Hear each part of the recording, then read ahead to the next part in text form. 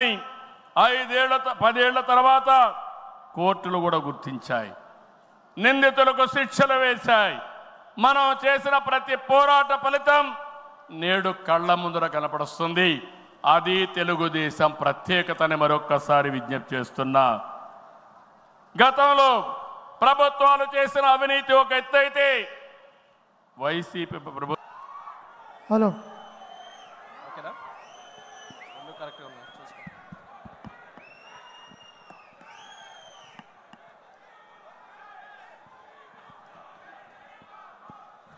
మరోసారి సభా ప్రాంగణానికి ప్రతి ఒక్కరికి కూడా స్వాగతం పలుకుతున్నాం.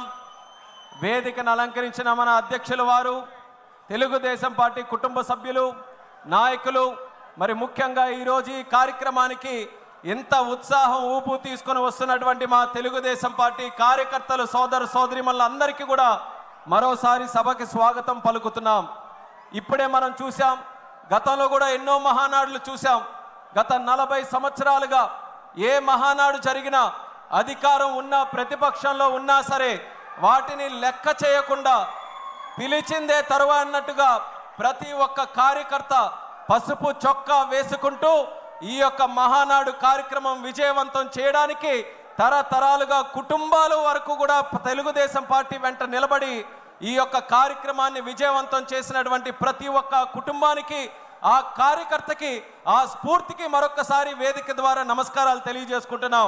అలాగే గత 12 సంవత్సరాలుగా నేను చూస్తున్నటువంటి మహానాడుల్లో కూడా అతి ముఖ్యమైనటువంటి కార్యక్రమంగా, ఎంతో ఆసక్తిగా ఎదురు చూసే కార్యక్రమం, గతంలో ప్రతిపక్షంలో ఉన్నప్పుడు 2022లో ఒంగోలులో ఒక కార్యక్రమం చేస్తే ఆ మహానాడు ద్వారా కార్యకర్తలందరికీ కూడా ధైర్యం నింపి పంపించినటువంటిది మన మహానాడు కార్యక్రమం.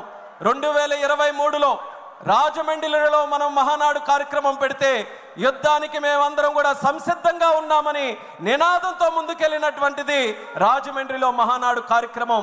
ఆ స్ఫూర్తితో కార్యకర్తలు, నాయకులు, పార్టీ అందరూ కూడా కష్టపడి ప్రజలతో మమేకమై దేశ చరిత్రలోనే ఎన్నడూ లేని విధంగా 94% స్ట్రైక్ రేట్తో ప్రభుత్వాన్ని ఎస్టాబ్లిష్ చేసినటువంటి ఏకైక రాష్ట్రం మన ఆంధ్రప్రదేశ్ రాష్ట్రంగా కీర్తించబడినటువంటి మన కార్యకర్తల తాలూకా సహకారం మరొక్కసారి గుర్తు చేస్తున్నాను.